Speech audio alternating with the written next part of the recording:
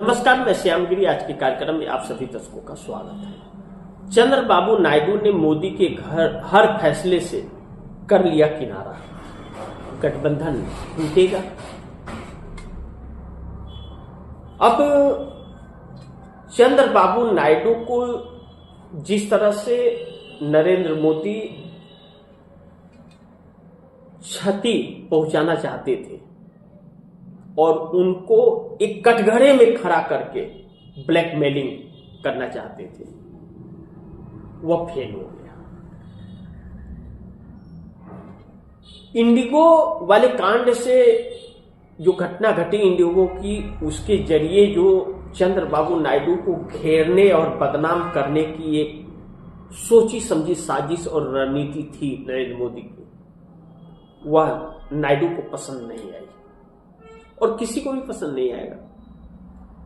आप हमारे ही सपोर्ट से सत्ता में हो और हमें ही आप नुकसान पहुंचाने की कोशिश करोगे तो बर्दाश्त नहीं होगा। अब राम मोहन रेड्डी जो उद्यान मंत्री थे, उनके इस्तीफे को लेकर के जिस तरह से षड्यंत्र रचा जा रहा था मोदी मीडिया के जरिए, चंद्रबाबू नायडू को इस बात से बहुत कुछ धक्का लगा और चंद्रबाबू नायडू का मोह भंग मोदी से हो गया। हर जगह पैसा ही सब कुछ नहीं होता है, कुछ सम्मान भी होते हैं। और दूसरी चीज, राम मोहन रेड्डी के बचाव में भारतीय जनता पार्टी आई नहीं। जब नहीं आई तो चंद्रबाबू नायडू और भी नाराज हो गए कि यह सोची समझी रणनीति के तहत बदनाम करने की एक साजिश रची जा रही है।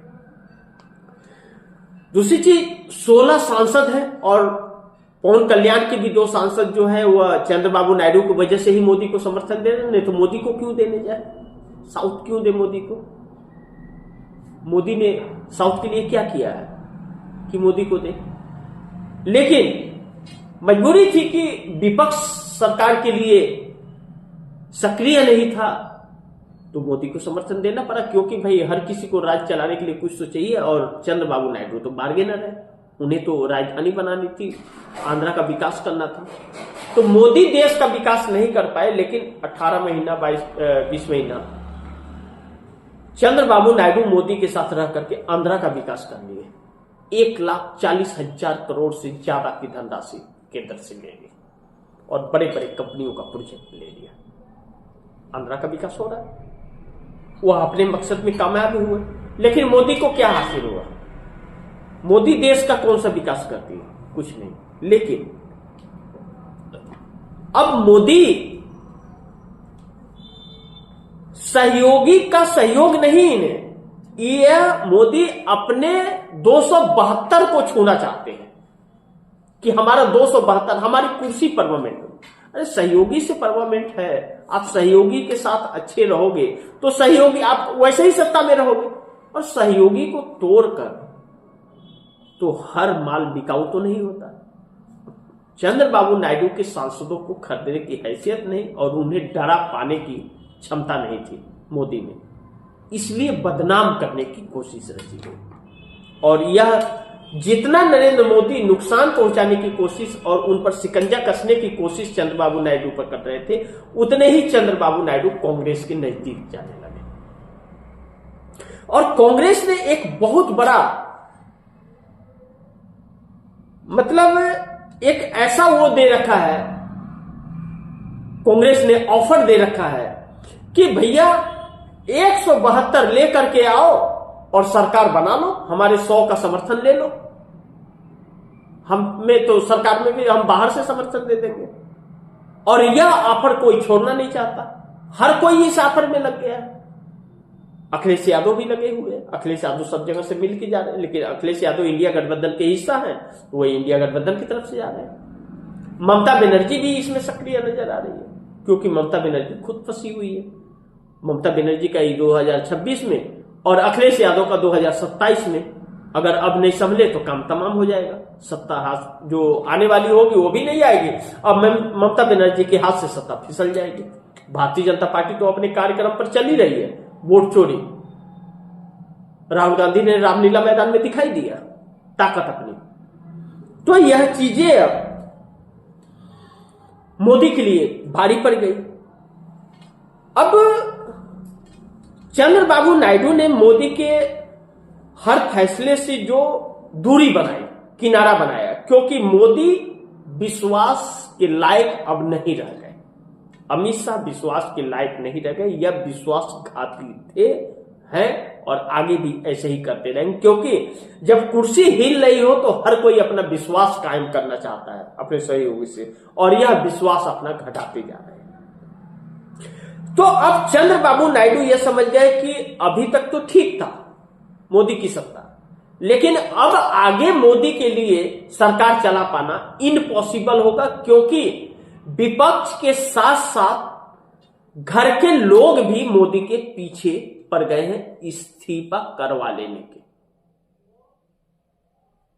ऐसे में आरएसएस की भूमिका भी बहुत बड़ी हो जाती है, विश्व हिंदू परिषद की भी भूमिका है, लेकिन भूमिका उससे भी बड़ी उन 240 सांसदों की है भारतीय जनता पार्टी के, जो आज तक संसदीय दल की बैठक नहीं बुलाई गई। वह चुनाव जीत के आए, सदस्य बन गए पार्लियामेंट के, और आपने उसकी बैठक तक नहीं बुलाई, उसमें नेता तक चुना नहीं, अपने आप नेता बन गए। आप अपने आप नेता बन गए, आप उसकी बैठक नहीं बुलाए। अब इस बात की नाराजगी भारतीय जनता पार्टी के अंदर है, और अब वह सरकार को हिलाने तक पहुंच गई है। अब मुरली मनोहर जोशी जिस तरह से हमलावर है, या आरएसएस जिस तरह से किनारा करता हुआ नजर आ रहा है, आरएसएस अपने अस्तित्व को बचाए या इनको बचाए। और मुरली मनोहर जोशी को इस बात की नाराजगी है कि उनको तो 75 साल में रिटायर कर दिया गया, मार्गदर्शक मंडल में जाइए, आप चले गए, तो वह तो काबिल उस वक्त भी थे। आप कौन से काबिल हैं? आपने कौन सा तीर मार दिया 12 साल में? पूरे देश का भट्टा बैठा करके रख दिया। और मुरली मनोहर जोशी में आज भी काबिलियत है 85 साल में, आपके अंदर तो 75 साल में भी काबिलियत नहीं है, न पहले थी। तो आप क्यों नहीं उस 75 साल पर मार्गदर्शक में जा रहे हैं? आप भी जाइए, जब दूसरों को भेजा है तो। इस बात को लेकर के मुरली मनोहर जोशी खपा है, और खपा है तो इनके खिलाफ कुछ न कुछ तो कर ही रहे हैं, खाली तो नहीं बैठेंगे।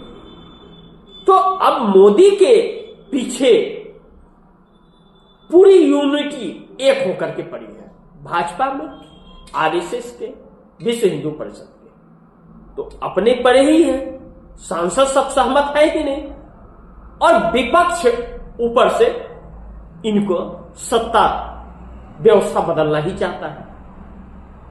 और ऐसे में सहयोगी साथ छोड़ने लगे तो फिर आप काहे का नेता और किसके नेता? आप तो एनडीए के नेता हो, भाजपा के नेता तो हो नहीं, क्योंकि भाजपा संसदीय दल की तो बैठक ही नहीं हुई है, और एनडीए आपके साथ है नहीं, तो फिर नेता किसके हुए? आप किसी के नहीं हुए। क्या देवी गौड़ा के नेता हो? क्या देवी गौड़ा के 2 सांसद उनसे नेता हो? जयंत चौधरी आपके साथ ही नहीं है, अनुप्रिया पटेल आपके साथ है नहीं, नीतीश कुमार दूरी ही कर रहे हैं, चंद्रबाबू नायडू कांग्रेस के नजदीक है, तो आप नेता हो किसके? एकनाथ शिंदे आपके साथ ही नहीं। यानी कि आप न भाजपा के नेता हो, न एनडीए के नेता हो, इस वक्त आप किसी के नहीं हो। और बहुमत साबित करने की बात आ जाए तो आपकी सरकार धराशायी हो जाएगी, क्योंकि एनडीए गठबंधन ही एकजुट नहीं है। अब एनडीए गठबंधन ही मोदी से अब खुश नहीं है, और चंद्रबाबू नायडू इसके मुख्य कड़ी है, और यह सरकार कभी भी गिरने वाली हालात में आ सकती है, जिस पर राहुल गांधी ने गरज कर रामलीला मैदान में कह भी दिया। आगे देखते हैं क्या होता है, जो भी होगा खबरें आप दर्शकों तक पहुंचाते रहूंगा। आप दर्शकों की क्या राय है, क्या सुझाव है, कमेंट बॉक्स में जरूर दीजिएगा। इस खबर को ज्यादा से ज्यादा शेयर कीजिएगा, अपने दोस्तों को भी कहिएगा आगे शेयर करें। आपने अगर चैनल को सब्सक्राइब नहीं किया, सब्सक्राइब कर लीजिए, अपने दोस्तों को भी कहिएगा चैनल को सब्सक्राइब करें। मिलते हैं अगली खबर के साथ, तब तक के लिए नमस्कार।